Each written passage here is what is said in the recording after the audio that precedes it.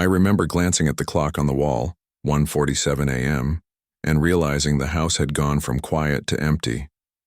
Not the kind of silence that feels peaceful, but the kind that hums in your ears because you're waiting for a sound that never comes.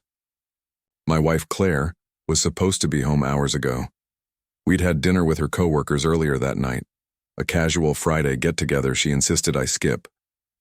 "It's just the office crowd," she'd said, smiling the way people do when they've already made up their mind. She'd kissed my cheek, grabbed her coat, and promised she wouldn't be late. That was 8 hours ago. At first, I didn't worry. Claire was social, always talking about deadlines and work politics. But by midnight, when the text I sent just said "everything okay?" and sat unread, a knot formed in my chest. I tried to reason with myself. Maybe her phone died. Maybe the girls convinced her to crash at someone's place. Still, by 2 a.m., that knot had turned into something heavier. A cold certainty that the night wasn't ending the way she promised. I dialed her number. The ring dragged on longer than usual. Then, finally, a click. "Yeah?" Her voice sounded breathless, not sleepy, not drunk, just caught off guard. "Where are you?" I asked. I tried to keep my tone even, but my voice cracked somewhere between fear and disbelief. There was a pause. The kind of pause that stretches seconds into minutes. Then she said, "Why are you calling me right now?" That's when I knew something was off. Claire never spoke to me like that.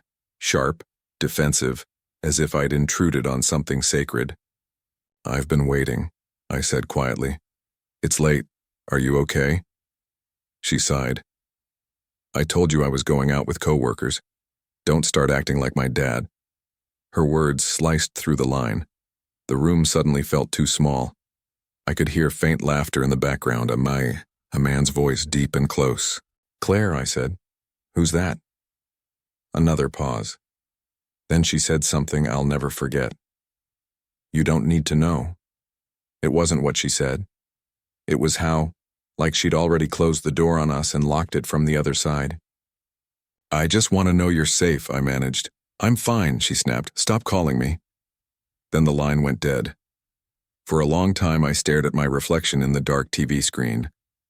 I looked calm, but my hands were trembling. I called once more. Voicemail. Then again. Finally, I stopped. At 3:26 a.m., the headlights of her car flashed across the living room window. I didn't move. The door opened quietly. Her heels clicked against the floor. She didn't turn on the light. When she finally saw me sitting there, she froze. "Why are you up?" she asked. I wanted to ask 1,000 things, and where were you? Who was he? When did we stop being us? But all I said was, "I called because I was worried." She rolled her eyes. "You're making a big deal out of nothing." "I was with coworkers. You know how it gets when people drink." I nodded slowly. "Right. With coworkers." She went to the bedroom without another word. When I followed a few minutes later, she was already in bed, pretending to sleep. I lay beside her, staring at the ceiling. Every breath she took sounded like distance. The next morning, she acted like nothing happened. Made coffee, checked her phone, scrolled through emails. I watched her, trying to find traces of guilt or shame, but there was only indifference. "You're quiet," she said finally. "I didn't sleep much," I replied. She shrugged. "You overthink things. You always do." I wanted to believe her, but something inside me had shifted. It wasn't just suspicion. It was clarity. The kind that hurts more than anger.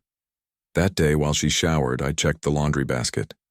Her dress smelled faintly of cologne that wasn't mine. When Claire came out of the shower that morning, I was sitting at the table with 2 cups of coffee. She smiled, but it wasn't the kind of smile that belongs to love anymore. It was politeness, a performance. "You didn't have to make me one," she said. "I didn't," I replied quietly.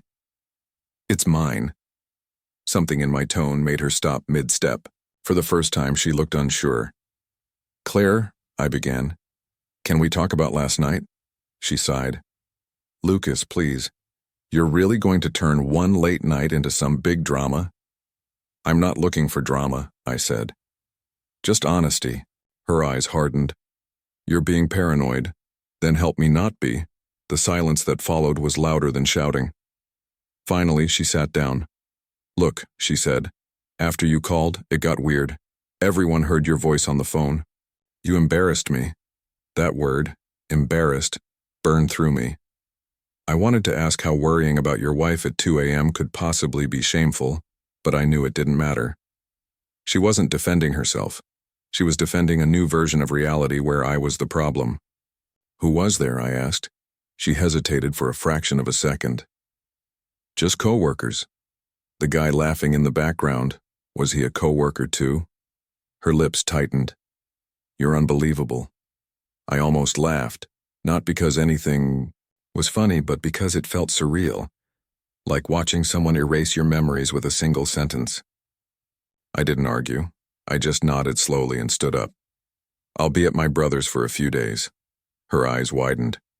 What? You're leaving over this? No, I said. I'm leaving because I don't like the man I become when I have to question the woman I married. She didn't respond. I grabbed my keys, my wallet, and a small overnight bag. When I reached the door, she said, So that's it? You're just walking away? I turned back. No, Claire, you already did. I drove aimlessly for hours before ending up at a motel off the highway. The TV played some late-morning talk show, but I wasn't listening. My mind kept replaying her tone, that cold indifference. Somewhere between the phone call and that conversation, love had turned into noise. Over the next few days, we barely spoke. Her texts were short, mechanical. You forgot your charger. Do you want your mail forwarded? No apologies, no explanations, just transactions. On the fourth day, she sent a message that read, We should probably talk about what's next. I called her. She answered on the second ring, voice steady, practiced. I think it's best we separate, she said. We're obviously not happy. I wanted to ask when we stopped meaning us and started meaning you and I, but the words felt useless. I'd already seen the truth in her eyes that morning. All right, I said simply. That silence again, only this time it was final. When I returned home to pack, she wasn't there. Half her closet was empty, the framed photos on the hallway wall gone. Even the one from our honeymoon, the picture of her laughing in the wind but had disappeared. I sat on the edge of the bed, holding my phone. My thumb hovered over her name, but I didn't call. Instead, I scrolled to our last text exchange, her message from that night. Don't call me. I typed a single word. Understood. Then deleted it. The divorce took months, but emotionally, it had already happened that night at 2 a.m. That call wasn't just about suspicion. It was a mirror. It showed me the truth I'd been avoiding. Love doesn't vanish suddenly. It erodes in silence, one unreturned call at a time. People often say the end of a marriage is a fight, a betrayal, a breaking point. But for me, it was the quiet click of a phone line and the sound of laughter that didn't belong to us.